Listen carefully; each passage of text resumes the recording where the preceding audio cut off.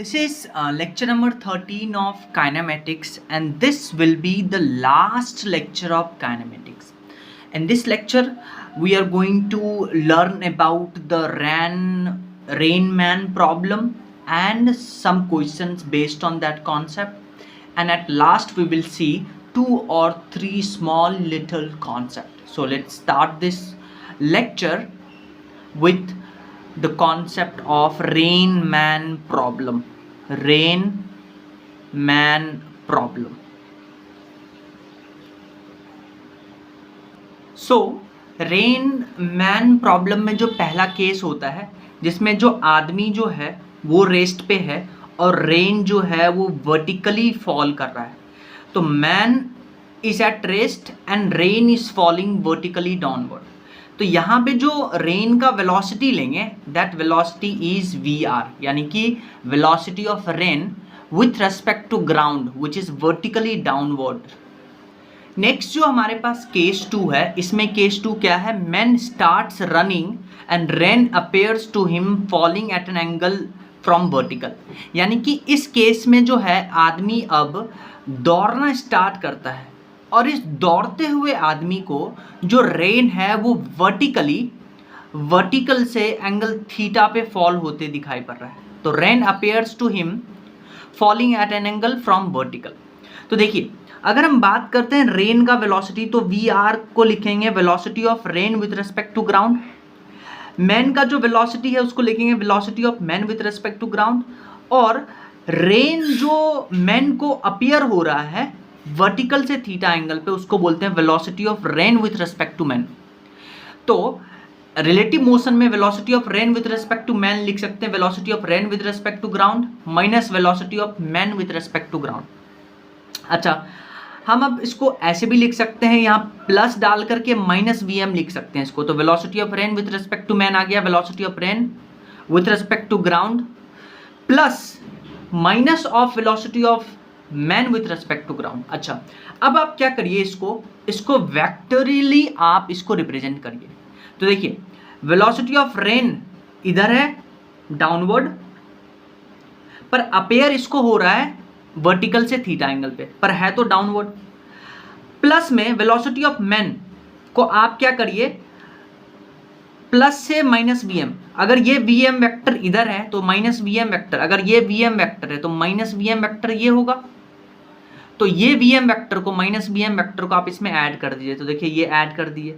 तो triangle law लगाइएगा. तो ट्राइंगल का एक साइड वेक्टर सेम डायरेक्शन में, उसके ऑपोजिट में रिजल्टेंट होगा.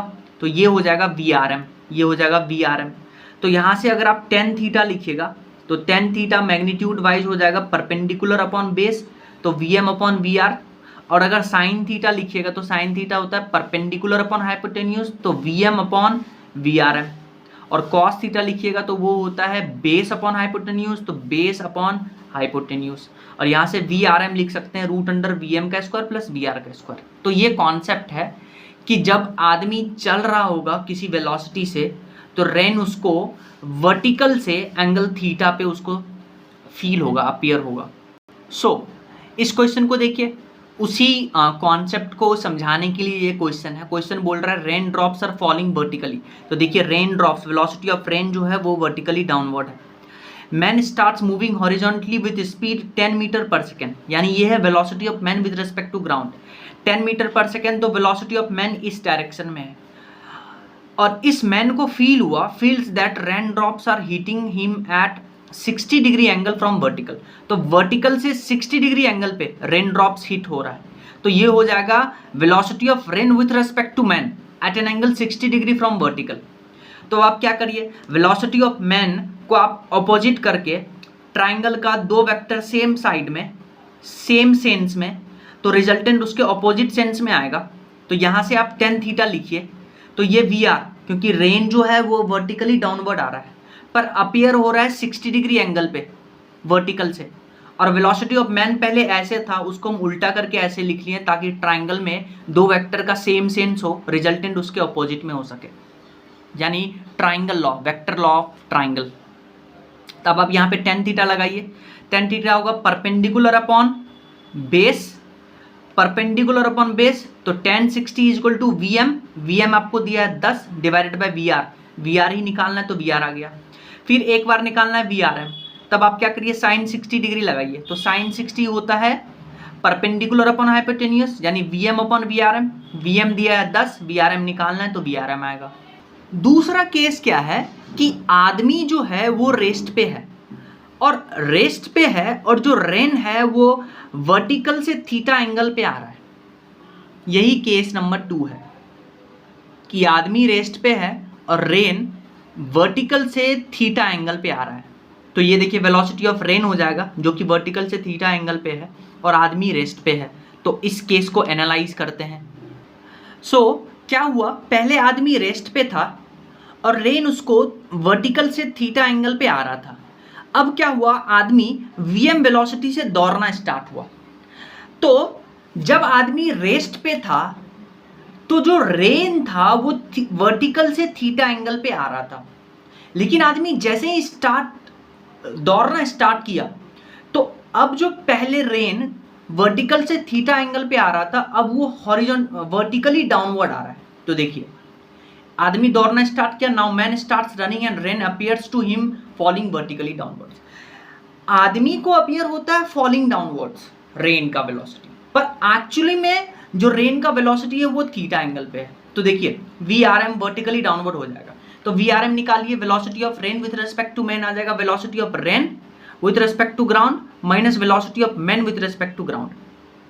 ठीक है, अच्छा इसको हम ऐसे भी लिख सकते हैं, इसको पॉजिटिव लिखिए और इसको ब्रैकेट में ले जाइए नेगेटिव। तो देखिए वेलोसिटी ऑफ रेन कैसा है, वर्टिकल से 60 थीटा एंगल पे।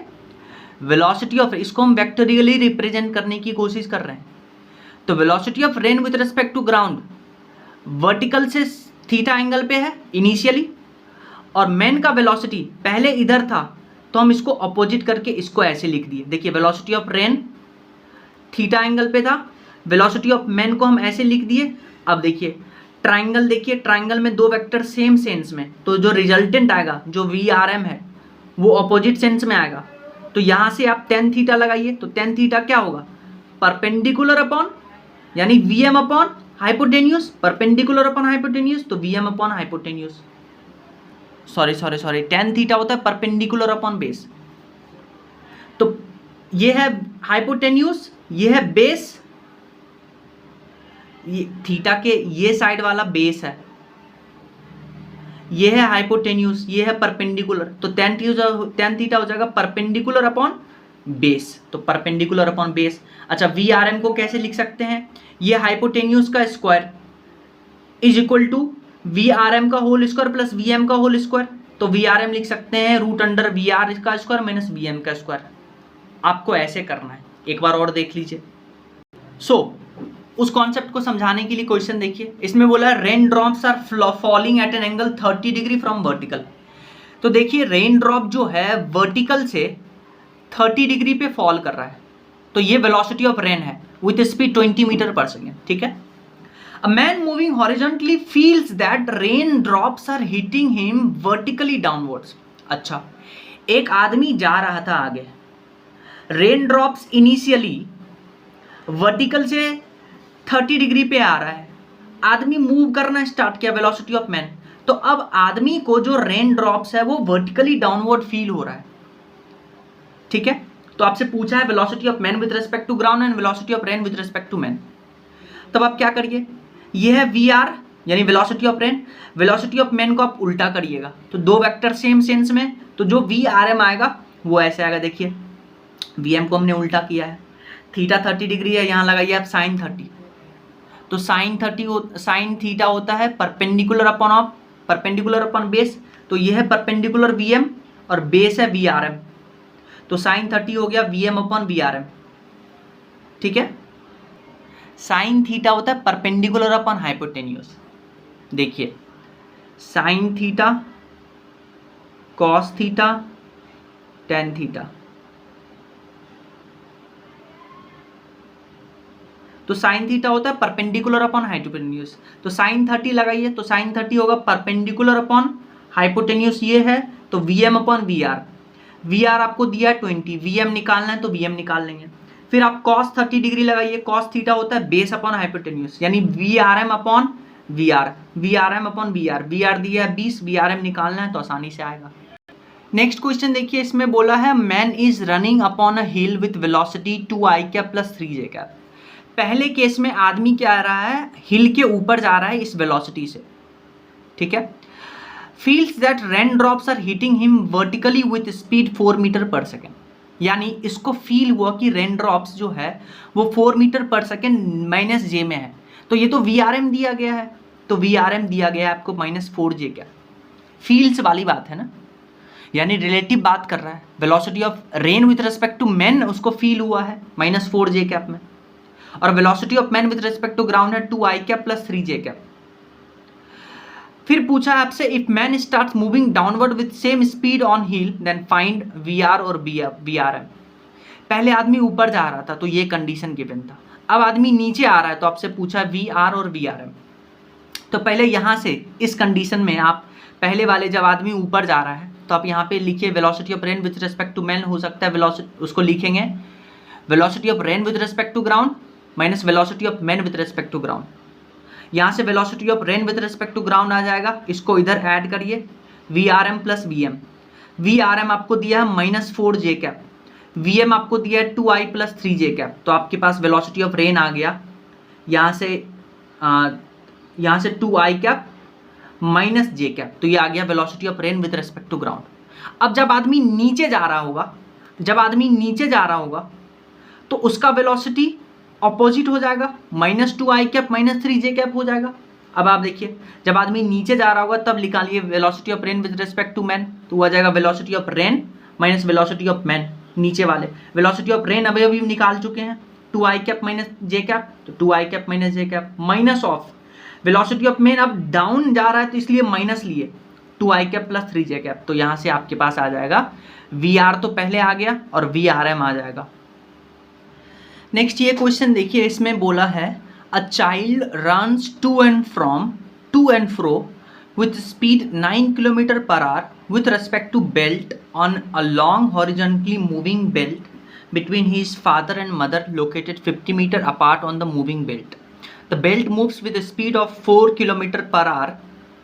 For an observer on stationary platform outside, what is the, ये 4 क्वेश्चन आपसे पूछा है। देखिए सिचुएशन क्या बोला है, आपके पास एक कन्वेयर बेल्ट है, ये जो कन्वेयर बेल्ट है ये मूव कर रहा है, वेलोसिटी ऑफ बेल्ट वो कितना है, the belt moves with speed of 4 kilometre per our, तो वेलोसिटी ऑफ बेल्ट है 4 किलोमीटर पर आवर, ठीक है। अच्छा ध्यान से सुनिए, इस पे एक लड़का है वो दौड़ रहा है with speed 9 kilometre per hour with respect to belt, यानी कि velocity of child with respect to belt वो दिया है 9 किलोमीटर पर आवर। कहाँ दौड़ रहा है, अपने फादर और मदर के बीच में, और ये फादर और मदर बेल्ट पे रेस्ट पे है, यानी बेल्ट मूव कर रहा है, तो बेल्ट मूव कर रहा है तो बेल्ट के रेस्पेक्ट में इसके फादर और इसके मदर रेस्ट पे है, दोनों के बीच का रिलेटिव डिस्टेंस है 50 मीटर, ठीक है। अब आपसे पूछा speed of child while running in the direction of motion of belt. अब पहले यहाँ से आप क्या करिए, velocity of child with respect to belt को लिख सकते हैं velocity of child with respect to ground minus velocity of belt with respect to ground. यहाँ से velocity of child with respect to ground निकालेंगे तो इसको इधर ऐड करिए, तो velocity of child with respect to belt कितना है। पहले वाले केस की बात करते हैं तो running in the direction of motion of belt, यानी इस डायरेक्शन को आप एक्स लीजिए, तो पहले जिधर बेल्ट मूव कर रहा है उधर बॉय मूव कर रहा है, तो बॉय का VCB है 9i कैप और बेल्ट का है 4, तो velocity of child with respect to ground पहले वाले केस में जब लड़का बेल्ट के डायरेक्शन में मूव कर रहा है वो आएगा 13i कैप, ठीक है, यानी कि राइट डायरेक्शन में। फिर speed of child while running opposite to the direction of man, opposite to the direction of man belt मतलब बेल्ट इधर मूव कर रहा है, चाइल्ड इधर मूव कर रहा होगा, तो यहाँ से velocity of child with respect to belt लेंगे -9i cap plus 4i cap, तो ये आ जाएगा -5i cap kilometre per our, यानी कि लेफ्ट डायरेक्शन में दूसरे वाले केस में जाएगा। अच्छा फिर निकाला time taken by child in 1 and 2, यानी कि इस केस में और इस केस में टाइम निकालना है। देखिए टाइम जो है टाइम रिलेटिव कभी नहीं हो सकता, स्पीड रिलेटिव होगा, डिस्टेंस रिलेटिव होगा, टाइम रिलेटिव नहीं होगा। तो हम इसी कन्वेयर बेल्ट पे जा करके देखें तो यहाँ पे रिलेटिव डिस्टेंस, क्योंकि मदर और फादर रेस्ट पे है तो रिलेटिव डिस्टेंस 50 मीटर है। और स्पीड अगर हम बेल्ट पे ही बात करें तो स्पीड हमेशा बच्चे का 9 किलोमीटर पर आवर है, तो 50 divided by 9 kilometre per our. हमेशा टाइम फर्स्ट वाले केस में भी और 2 सेकेंड वाले केस में भी सेम रहेगा, क्योंकि टाइम रिलेटिव कभी नहीं हो सकता। तो हम बेल्ट पे जाकर के हम चेक कर लिए तो 50 divided by 9 kilometre per our time आएगा। अच्छा, which of the answer will be altered if motion is viewed by one of the parents. तो कौन सा मोशन जो है वो अल्टर्ड हो जाएगा कि अगर हम एक ही पेरेंट से मोशन को ऑब्जर्व कर रहे हैं। तो एक ही पेरेंट से जब आप मोशन को ऑब्जर्व करिएगा तो ये पेरेंट जो है कन्वेयर बेल्ट पे है, रेस्ट पे, तो इस पेरेंट को ये लड़का पहले 9 किलोमीटर से इधर आएगा तब चेंज हो जाएगा। फिर इसी पेरेंट्स को जब सेकेंड वाले केस में तो ये लड़का इधर जाएगा -9 से, तो एक बार +9 एक बार -9, तो दोनों केस में अल्टर हो जाएगा। नेक्स्ट क्वेश्चन देखिए, इसमें बोला है bodies dropped from aeroplane which is moving horizontally with constant speed u at some height, what will the part of the body. आपको पता है जब एक मूविंग एरोप्लेन से एक बॉडी को आप ड्रॉप करते हैं तो उसका भी इनिशियल वेलोसिटी u होता है। तो ये वही कंडीशन होता है कि एक हाइट से आपने एक पार्टिकल को u वेलोसिटी से प्रोजेक्ट किया है, तो ग्राउंड से देखिएगा तो आप ये पार्टिकल आपको बेसिकली क्या करता दिखेगा, पैराबोला में दिखेगा। लेकिन सिंस एरोप्लेन का जो ड्राइवर है, पायलट है, उसने इस पैकेट को ड्रॉप किया है, तो हमेशा ये पैकेट एरोप्लेन जहाँ जहाँ जाएगा उसके नीचे ये पैकेट दिखेगा। तो एरोप्लेन का जो पायलट है उसको इस पैकेट का जो मोशन है वो स्ट्रेट लाइन में दिखेगा। तो ये भी याद रखिएगा, पायलट को स्ट्रेट लाइन में दिखेगा, ग्राउंड पे अगर कोई खड़ा है तो उसको इस पैकेट का पैराबोला पाथ दिखेगा। नेक्स्ट ये देखिए, 2 projectile are projected from ground from same point with speed u1 and u2 at angle theta and theta two from horizontal respectively, then what will be the path of one projectile with respect to another during the motion. यानी दो ball को हमने u1 और u2 velocity से theta और थीटा2 angle पे फेंका है। तो आपसे पूछा है कि एक प्रोजेक्टाइल का पाथ बताइए दूसरे के रेस्पेक्ट में। हमेशा याद रखिएगा, एक प्रोजेक्टाइल का पाथ दूसरे के रेस्पेक्ट में हमेशा स्ट्रेट लाइन आता है, हमेशा स्ट्रेट लाइन आएगा। क्यों? क्योंकि आप इस दोनों पार्टिकल का x और y में वेलोसिटी लिखिएगा। सिंस मोशन अंडर ग्रेविटी है तो a रिलेटिव आपको पता है 0 आएगा, तो y में आप डिस्टेंस लिखिए तो वो हो जाएगा स्पीड इंटू टाइम। तो y में स्पीड देखिए ये है इंटू टाइम, फिर x में स्पीड इंटू टाइम, फिर आप दोनों को डिवाइड कर दीजिए। तो दोनों को आप डिवाइड कर दीजिएगा तो टाइम खत्म, x इधर आया। तो देखिए y और x में क्या है, मैक्सिमम पावर 1 है, तो मैक्सिमम पावर 1 होता है तो स्ट्रेट लाइन। यानी एक पार्टिकल का मोशन दूसरे पार्टिकल के रेस्पेक्ट में वो स्ट्रेट लाइन होगा। तो ये याद कर लीजिए डायरेक्ट। ये क्वेश्चन देखिए नीट में आया हुआ है, इसमें बोला है as relative acceleration of particle is 0। अच्छा, आपके पास देखिए 2 पार्टिकल है 1 और 2, इसका ओरिजिन से पोजीशन वेक्टर है r1, इसका ओरिजिन से पोजीशन वेक्टर है 2 r2, और इसके बोला है एक्सेलरेशन ऑफ रिलेटिव एक्सेलरेशन 0 है। तो पूछा है then for collision relative velocity of particle must be along the line joining them. तो इसका क्या मतलब है, अब देखिए इस पार्टिकल का relative displacement with respect to 2, r1 with respect to 2, वो कुछ ऐसा होगा। r1 का हम पोजीशन निकालने 2 के रेस्पेक्ट में, तो वो ऐसा होगा 1 के तरफ, 2 के रेस्पेक्ट में 1 का, तो 1 की तरफ डायरेक्ट होगा।